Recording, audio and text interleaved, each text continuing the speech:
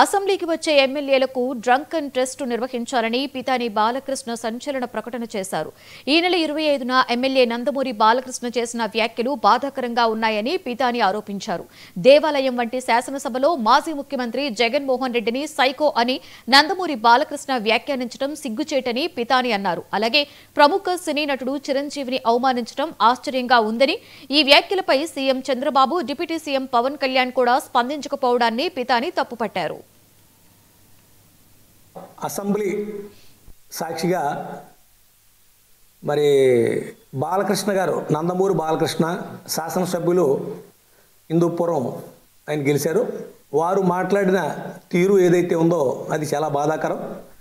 సభ్య సమాజం కూడా సిగ్గుపడేలాగా, మరి దేవాలయం లాంటి అసెంబ్లీ వేదికగా ఆయన మాట్లాడిన మాటలు చాలా బాధాకరం. మాట్లాడకూడని మాట్లాడడం అనేది చాలా బాధాకరం. ఎందుకంటే మా అధ్యక్షులు, గౌరవ అధ్యక్షులు జగన్మోహన్ రెడ్డి గారిని సైకోగా ఆయన అభివర్ణిస్తూ ఉన్నాడు. ఆ భాష చాలా అభ్యంతరకరం.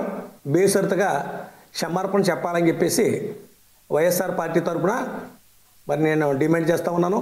ఎందుకంటే కామినేని శ్రీనివాస్ గారు మాట్లాడిన దానికి సభలో, అలాగే బాలకృష్ణ మాట్లాడిన దానికి ఇద్దరు కూడా, ఎవరు మాట్లాడిన దానికి కూడా ఒకరికొకరికి సంబంధం లేకుండా, కోన్సైడ్ లేకుండా వాళ్ళిద్దరూ కూడా విభిన్న పద్ధతుల్లో మాట్లాడిన తీరుకి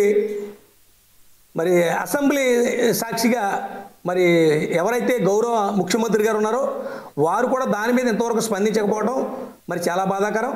అలాగే దాని మీద ఏదైతే జరిగిందో దాని మీద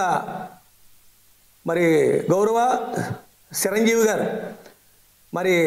వివరణ ఇవ్వడం,